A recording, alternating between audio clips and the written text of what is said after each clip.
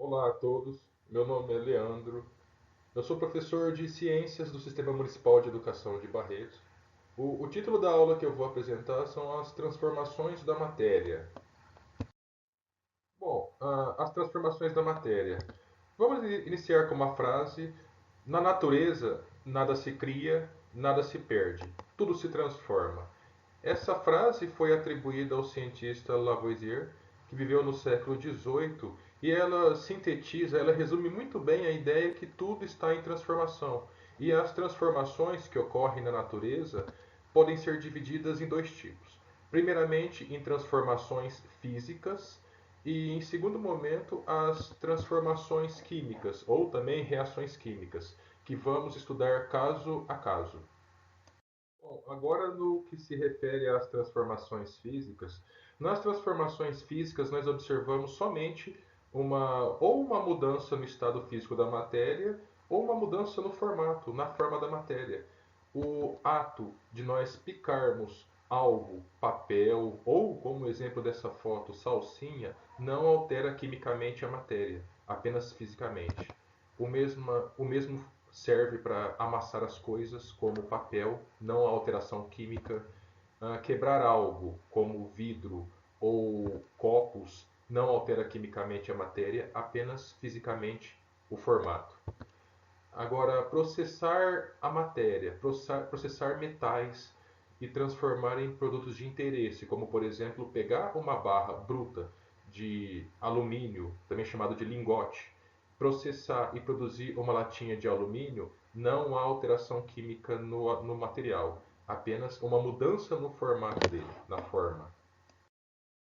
Um outro tipo de transformação física que nós podemos observar apenas alterações no estado físico da matéria são as mudanças no estado físico da água. A água ela pode se apresentar em três estados: sólido, líquido e gasoso. Sólido, a condição de gelo; água líquida é a água que nós bebemos; e gasoso, em forma de vapor, podemos observar na umidade do ar. No momento que nós tomamos banho quente em clima frio, aquela fumaça, aquela neblina que acumula no banheiro. Bom, começando agora, a transformação de sólido para líquido é um fenômeno chamado de fusão. Podemos observar quando o gelo descongela, cubo de gelo descongela e forma água. Agora, de líquido para gasoso, temos a vaporização.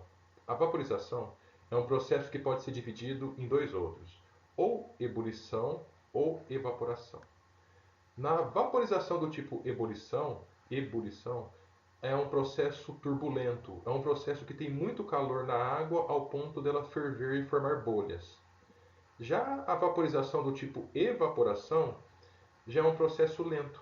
É um processo que, por exemplo, quando deixamos um recipiente com água exposto ao tempo, a evaporação se dá lentamente e a água vai assumindo o estado gasoso, o estado de vapor, e saindo do recipiente de forma lenta e gradual. Agora, a transformação de gasoso para líquido é um processo chamado de condensação. Na condensação, novamente, quando tomamos banho em época quente, aquele vapor que se acumula no banheiro, a gente pode observar que o espelho, os vidros ficam embaçados, porque o vapor, água, estado de vapor que está no ar, em contato com o vidro gelado, torna líquido e se acumula e se deposita na superfície do vidro, né? Do espelho ou de algum outro vidro do banheiro, do vidro. Agora, a transformação de líquido para sólido, também chamado de solidificação, é o processo de formação de gelo. Quando colocamos cubos, quando colocamos a forminha de gelo no freezer e ele endurece, é a solidificação. Agora, o processo direto, de sólido para gasoso, passando por líquido, ou o inverso de gasoso para sólido, não passando por líquido, é o processo de sublimação.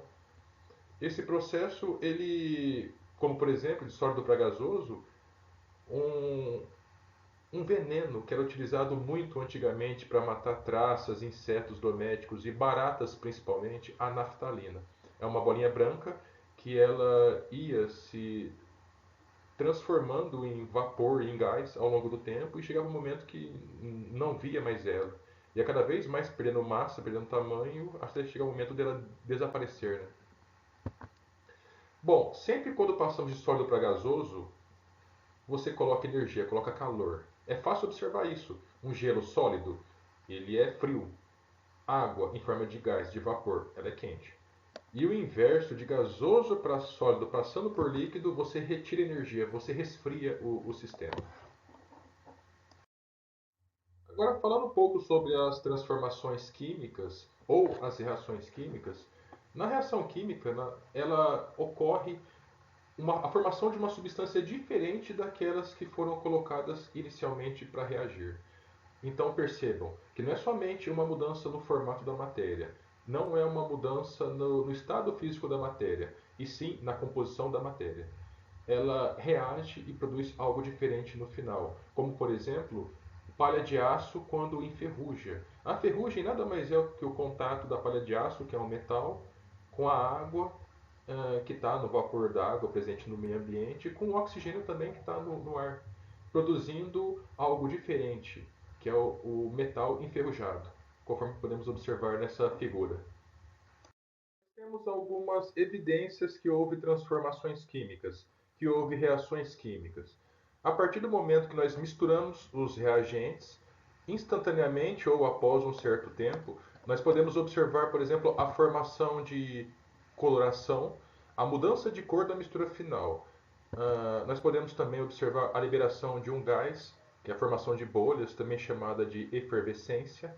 Podemos observar a formação de um sólido. Esse sólido ele pode acumular tanto na parte superior, no meio do líquido, ou até mesmo na parte do fundo, na forma de precipitado, no fundo do recipiente. E também falaremos sobre o aparecimento de uma chama ou luminosidade, liberação de calor. Todos, todas essas possibilidades indicam que houve uma reação química. Né? Agora, iniciando com a mudança de cor, podemos observar de forma prática, no nosso cotidiano, quando deixamos cair água sanitária sobre roupas coloridas. Na hora ocorre a formação de uma mancha, e essa mancha é um indicador que de fato houve uma reação química, né? Uma transformação química. Outra evidência que houve reação química é a liberação de gás, ou seja, a formação de efervescência. Nessa figura, nós temos um limão e temos bicarbonato de sódio. A mistura de limão com bicarbonato de sódio é uma reação química que libera bolhas. Podemos substituir também o bicarbonato de sódio por fermento em pó químico. Um outro exemplo, essa figura escura é um antiácido, é uma substância utilizada para reduzir a acidez no estômago, para pessoas que têm excesso de acidez no estômago. Né? E essa pastilha, quando jogada dentro de um copo d'água, libera bolhas, efervescência. Outro exemplo à direita, essas pastilhas também de vitamina C, quando lançadas num copo d'água, também produz efervescência. Outro indicador, outra evidência de reação química, a formação de um sólido. A partir do leite, por processos específicos, nós formamos o queijo. No processo de produção de queijo, de forma bem simplificada, é misturada algumas substâncias, que pode ser algumas enzimas ou uma substância ácida, que permite a coagulação, que é a junção, que é as proteínas, tanto as proteínas quanto os lipídios do leite se juntam para poder formar o queijo. Ainda falando sobre a formação de um sólido, quando nós misturamos uma substância ácida, como eu falei anteriormente, no slide anterior, como o limão no leite, ele coagula as proteínas e alguns lipídios. Vai ficando cada vez com uma consistência mais grossa, como se fosse alguns grumos que separa da parte líquida, que é o soro do leite. Uma outra evidência de uma reação química é o aparecimento de uma chama, luminosidade ou liberação de energia.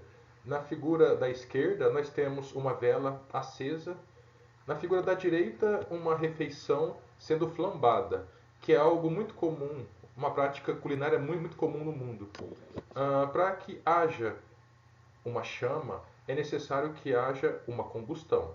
Para que tenha combustão, é indispensável que tenha um combustível, tenha uma fonte de ignição para que haja essa reação química e produza chama, e o oxigênio. Sem oxigênio é impossível haver chama. A produção de calor é uma evidência que houve uma reação química.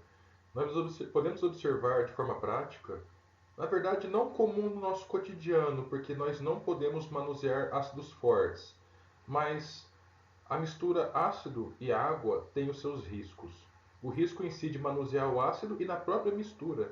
Quando nós colocamos o ácido na água, ocorre uma reação exotérmica, uma reação que libera calor. E essa reação que libera calor faz a água sair do estado líquido, ir para o estado de vapor, vaporizar e subir aquele vapor d'água que pode carregar consigo o ácido e queimar a pessoa, ferir a pele da pessoa que está realizando a reação química.